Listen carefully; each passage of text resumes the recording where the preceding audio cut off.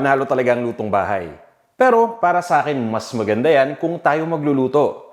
Para nang sa ganon, matimplahan natin ito base dun sa lasa na gusto nating ma-achieve. Kaya naman, napaka-timely ng aking isi-share na recipe sa inyo dahil tamang-tama ito sa tag-ulan at napakadali pa nitong lutuin. Kahit bago ka pa lang sa pagluluto, kayang-kaya mo itong gawin.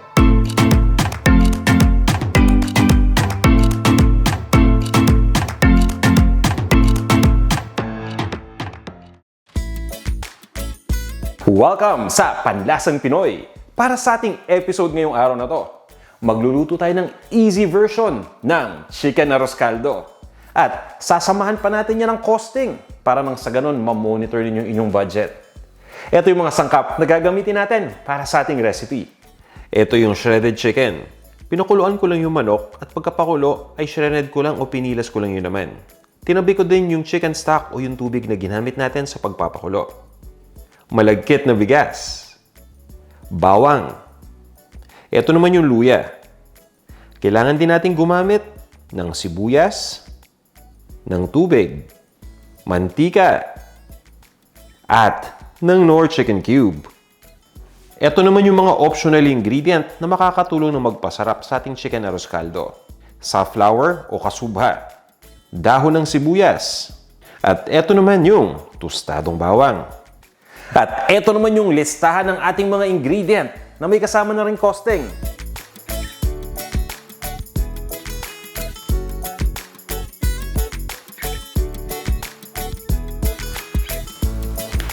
Kaya kung handa na kayo, tara na, sabayan nyo na ako magluto. Magigisa muna tayo, kaya maglalagay lang ako ng mantika dito sa ating lutuan. So pwede kayong gumamit ng cooking pot o isang malalim na lutuan. Pabayaan lang muna nating uminit ng konti itong mantika. Habang papainit pa lang yung mantika, ilalagay ko na muna itong bawang. Gusto kasi natin itong tostahin. Kung lagi kayo nanonood ng mga videos natin, alam niyo na isa sa mga ginagawa kong teknika yung paglagay pa lang ng bawang habang hindi pa masyadong mainit yung mantika. Dahil unti-unti itong maluluto habang umiinit yung mantika.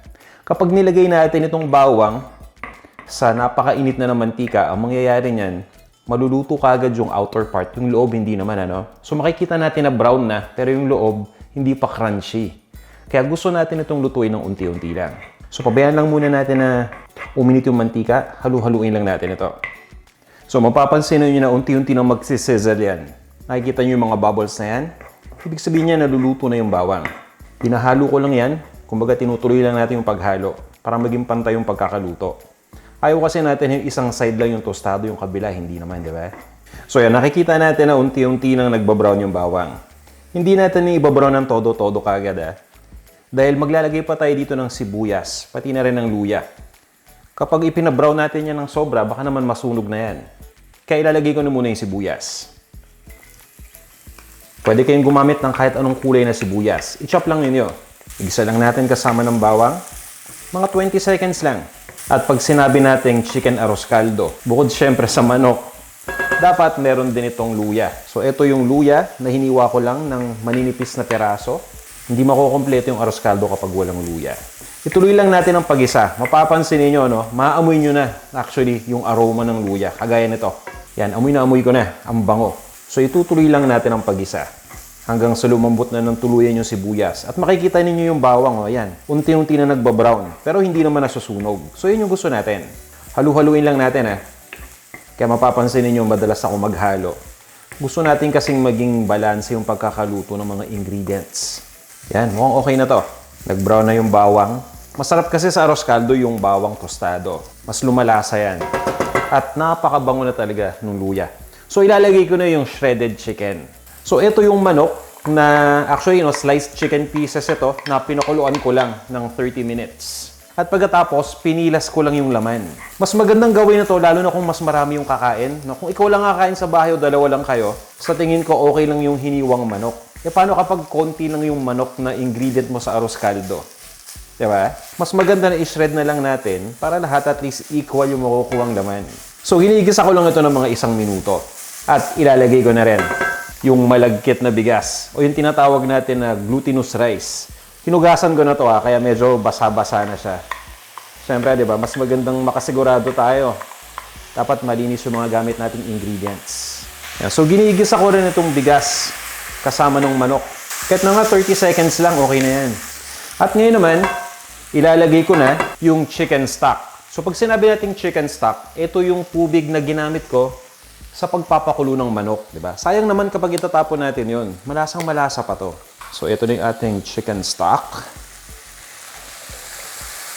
At magdadagdag pa tayo ng tubig mamaya kung kinakailangan. Lalahatin ko na to. Well, actually, magdagdag na nga tayo ng tubig dahil sigurado kung kakailanganin pa natin. Dahil malakas mag-absorb ng liquid yung malagkit na bigas. So, yan, konting tubig lang muna. Hahaluin ko lang to. At pabayaan lang natin kumulo. Tatakpan ko muna tong ating lutuan para mas mabilis na kumulo. So, once na kumulo na, tatanggalin ko lang muna tong takip. Hahaluin lang natin. So, kahit malasa na yung manok, pati na rin yung chicken stock, iba pa rin yung talagang napakalasang arroz caldo. Yung tipong buong-buo yung lasa ng chicken. So, mas nakaka-relax kasi yung arroz caldo, di ba? Kapag mainit na tapos masarap pa, talagang gaganahan kang kumain eh. Kaya naman ang ginagawa ko ay naglalagay ako ng Knorr Chicken Cube. So, ito na yung ating Knorr Chicken Cube. Hahaluin ko lang to. So, itong ginagawa nating dish, napakasimple lang. Halos ito na yung huling ingredient, titimplahan lang natin ito mamaya. So once na mahalo na at madilute na yung Knorr Cube dito sa liquid, tatakpan ko lang ulit ito. At pagkatapos niya, i-adjust ko lang yung init between low to medium. At itutuloy lang natin ang pagluto hanggang sa ma-absorb na ng malagkit yung liquid.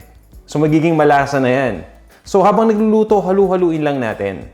At itutuloy natin yung pagluto hanggang sa makuha na natin yung consistency ng lugaw. Kung kulang pa ng liquid, pwede tayong magdagdag ng tubig dito. So after nating maluto ng 10 minutes, i-check ko lang muna. Ayan. Haluin lang natin. So makikita ninyo na na-absorb na nung malagkit yung liquid, no? So unti-unti na siyang nagiging porridge-like yung texture. So pabayaan lang natin ito. Ituloy lang natin ang pagluto hanggang sa maging talagang lugaw na yung consistency niya. At pagkatapos nito, titimplahan na natin to. So, gagamit lang tayo ng patis at ng paminta. Takpan lang natin uli. Matanong ko lang kayo, kapag nagluluto ba ng arroz caldo, ano yung mga ingredients na ginagamit ninyo kadalasan? So, meron tayong, syempre, bigas, di ba? Anong klaseng bigas? Malagkit din ba o regular na bigas? Pagdating naman dun sa pampalasa, may ibang pampalasa pa ba kayo na ginagamit? Pa-comment naman. Ito yung tanong dyan. Tuwing kailan ako maglalagay ng tubig? Paano nyo malalaman na kailangan natin magdagdag ng tubig? Tingnan natin ito as an example. Yan. So makikita ninyo halos natuyo na, no? Halos parang sinaing na. Although malambot pa rin yan. Ngayon may nakikita pa rin ako dito na bigas na alam mo yung korteng bigas pa. Para sa akin kasi, habang nakikita ko na buong-buo yung korte ng bigas, kailangan pa natin yung lagyan ng tubig. So, ito yung time para magdadagdag pa tayo ng extra na tubig. Huwag kayong mag-alala, matitimpla naman natin ito mamaya. So, yung lasa, madali na lang i-adjust yan. So, ang ginagawa ko, maglalagay muna ako ng mga 3/4 cup ng tubig. Hahaluin ko lang. So, makikita ninyo, iba na naman yung consistency. Nagiging masabaw na. Ang gusto ko kasi, pag sinabing arroz caldo, ayaw ko yung sobrang lapot. Gusto ko yung medyo masabaw ng konti. Para kasing pudding yun kapag malapot na malapot. Kung ako lang naman ang tatanungin ninyo Pero syempre, kung gusto niyo yung malapot na arroz caldo, feel free na magluto niyan. Dahil kayo din naman ang kakain, di ba? Kanya-kanya tayo ng preference. Kumbaga, respeto lang. Yan. So, ito yung gusto kong consistency. Yan. So, ang gagawin ko dito, itutuloy ko lang ang pagluto. Pabayaan lang natin itong maluto ng mga 3 to 5 minutes. Tapos, i-check ko. Kung sa tingin kong okay na yung consistency, okay na yan, pwede na nating idiretso sa pamamagitan ng paglagay ng seasoning. Otherwise, magdadagdag pa tayo ng tubig. Kaya nga, di ba, tubong lugaw. Dahil nga, konti lang yung sangkap, maglagay ka lang ng tubig, dumadami na yan. So, mamaya, i-check na natin. Ayan, so i-check na natin to. So, yan, hinaan ko lang muna yung heat, no? Nalagay ko lang sa low. At okay pa yung consistency, masabaw pa, na hindi naman sobrang lapot. At yan, okay na rin sa akin yung itsura. So, wala na masyadong buo na bigas. Ngayon, titikman ko lang to. Gusto ko kasing malaman kung paano natin to titimplahan. Wala ako ng malinis na kutsara. Huwag yung titikman ng yung pagkatikim ninyo, pagkasandok ninyo ng kutsara, ilalagay nyo uli. Huwag ganun, Okay yung lasa niya. Para sa akin, tama-tama lang yung chicken. Kung gusto nyo talaga ng malasang-malasa, ang suggestion ko, magdagdag pa kayo ng kalahating cube ng Knorr chicken. Kung sa tingin niyo kulang pa, buuhin niyo ng isang cube. So magiging 2 cube yan. So nasa sa inyo. Kaya nga 'di ba ina-adjust natin towards the end. Yan. So ang gagawin ko ngayon, maglalagay lang ako ng patis. Yan, isa pa to sa pampalasa natin eh. So wag natin masyadong damihan yung patis dahil habang kakainin naman natin itong arroz caldo, usually 'di ba may platito tayo sa gilid na may patis at kalamansi. So yun, pwede din natin i-adjust yung lasa towards the end na yung tipong kakainin na natin. Ito naman yung ground white pepper. Pwede kayong gumamit ng ground black pepper dito. Yan, tingin ko okay na to. Pero gaya nga ng sabi ko kanina, meron tayong mga optional ingredients na pinakita. So gagamitin natin yon, pero hindi kasama sa costing kaya sinabi natin optional. Kung gusto nyo lang. Familiar ba kayo sa kasubha o yung safflower? Mukhang saffron pero hindi ito saffron. Actually, itong kasubha, pag nilalagay natin ito sa mga lugaw, kagaya na lang ng arroz caldo, wala naman talagang lasa na nabibigay ito. So, meron to kulay lang. Pwede natin itong ilagay sa umpisa pa lang habang pinapakuluan natin yung tubig para maging yellowish yung ating niluluto or towards the end para lang may konting hibla, di ba? Para naman maiba lang. Yan, nilagay ko lang siya towards the end para hindi naman masyadong pale yung itsura ng ating lugaw, di ba? Kasi puting-puting masyado eh. So, dadagdagan ko pa. Yan again guys, optional ingredient ito. Pwede kayong magluto ng arroz caldo nang wala yan. At ito pa yung isang optional ingredient. Maglalagay din tayo ng dahon ng sibuyas na chinop ko na. Yan. So, nasa sa inyo kung gagamit kayo ng mga sangkap na to. At ito yung pinaka-paborito ko. Optional man, pero I really suggest na dapat meron kayong tostadong bawang na rin. So, pwede natin itong ilagay habang niluluto at syempre ilalagay pa natin yan pagka-serve natin ito, pagkalagay sa bowl. So, hahaluin ko lang para kumapit yung lasa ng bawang at ng dahon ng sibuyas. Ililipat ko na to sa isang serving bowl. Pagkatapos, isa-serve na natin. Titikman na natin kung anong lasa nito. Yan, tamang-tama lang yung consistency. Kayo ba, pag nagluluto kayo ng arroz caldo, gusto ba ninyo yung malapot o yung medyo malabnaw ng konti? Para sa akin yung ganitong consistency, tamang-tama lang. At nandito na yung arroz caldo, so maglalagay lang tayo dito ng extra pa na dahon ng sibuyas. Nako. At kung yung na may extra kayo dyan na boiled egg, pwede kayong maglagay dito nun. Masarap ng itlog din dito. So yan guys, ito na ang ating chicken arroz caldo. Ano kayang lasa nito? Excited na ako. Although mainit pa. Pero laban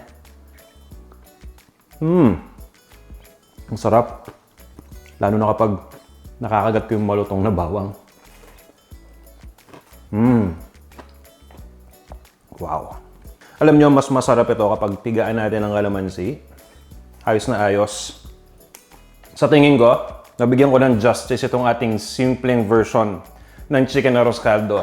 Kaya sana subukan nyo itong ating recipe at mag-comment lang kayo sa akin kung gaano nyo ito nagustuhan. Basta tandaan ninyo kung gusto niyo mas malakas na lasa ng chicken, magdagdag lang kayo ng cube or magdagdag lang kayo ng patis kung gusto niyo medyo malasa. Nasa sa inyo yung pagtitimpla dyan.